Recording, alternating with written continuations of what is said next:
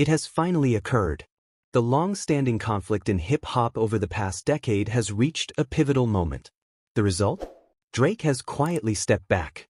Subtly, yet unmistakably. After all the barbs, complex verses, veiled references, and outright insults, Kendrick Lamar's final blow didn't just sting, it landed hard enough to halt everything. By the way, welcome to Celebrity Hip Hop Showroom, where hip-hop and celebrity drama never sleep, so hit that subscribe button so you never miss the mess. Let's get into it. If you weren't paying close attention, you might have overlooked it. There was no grand announcement or admission of defeat. Just a serene, sunny Instagram post from Drake. Good times, summer vibes. Up next. At first glance, it appears to be just another typical lifestyle update. However, for those closely monitoring the feud, that caption felt like a concession. No more diss tracks. No more responses. No more drama. After weeks of lyrical battles, Drake exited, not with words, but with silence. Let's take a moment to reflect on how we got here. This exchange was not just entertaining, it was historic. It wasn't a fleeting viral moment. It was two of the most prominent rappers of our era pushing each other to their lyrical extremes. As tensions rose, the world was watching, analyzing, waiting to see who would falter first. Drake began strong. His initial shots were solid and well calculated. He had the numbers, the confidence, and the studio backing to support him. But Kendrick? He remained composed. He didn't rush in. He observed, strategized, and then responded with a precision that only someone who was 10 steps ahead could muster. Euphoria. That was the moment everything shifted. It wasn't merely a diss track, it was a full-on character assassination set to music. Then came Meet the Grahams, raw, chilling, and deeply personal. Finally, the decisive blow, Not Like Us. That song didn't just rise on the charts, it reverberated throughout the entire culture. Suddenly, it was no longer just about who had the superior lyrics, it was about who commanded the audience. And Kendrick? He had them all. Radio hosts, YouTube commentators, battle rap legends, and even mainstream media were all proclaiming Kendrick the winner. But more importantly, the fans. Stadiums filled with crowds chanting Kendrick at concerts not even headlined by him. Not Like Us transcended being merely a diss. It became a summer anthem. That's when it became evident what was unfolding. Drake, the artist who once dominated every playlist and dictated the music narrative, now found himself in the background. Suddenly, chart positions weren't sufficient. The tide had shifted. And Kendrick wasn't just gaining traction, he was becoming a formidable force. The Grand National Tour has transformed from a mere concert series into a powerful statement. Kendrick is now drawing crowds in cities previously dominated by Drake, where he was once the uncontested ruler, but those areas have now become Kendrick's territory. Some have tried to diminish this achievement by posting videos of partially filled venues or early crowd shots before Kendrick's performance. However, those in the industry recognize the truth. Kendrick is surpassing sales expectations. His shows are significant cultural events, not just concerts. On the very first night, Kendrick and his team set new records, achieving their highest grossing performance ever, not in New York or Los Angeles, but in cities that critics claimed were not favorable to Kendrick. These were the same places where many doubted his potential for success. As Kendrick's success grew, Drake remained surprisingly silent. There were no responses, no witty comments on Instagram Live, and no surprise music drops, just silence, which conveyed a lot. It's not that Drake lacks popular songs, he has many. However, for the first time in a long while, those hits aren't enough. This situation goes beyond music, it involves authenticity, legacy, and how the public perceives them. In this context, Kendrick has offered something distinct, genuine conviction. Let's examine the implications. Not Like Us hit #1, which was expected. However, what took everyone by surprise was its emergence as the cultural anthem of the moment.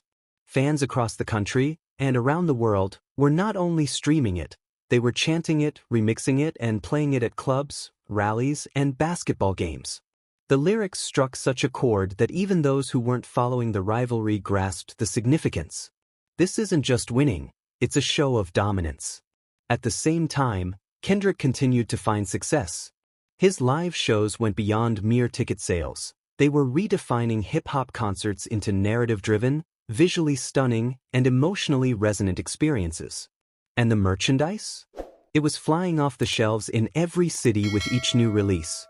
This kind of engagement is what brands spend millions trying to replicate. What's truly remarkable? He's achieving this without industry support.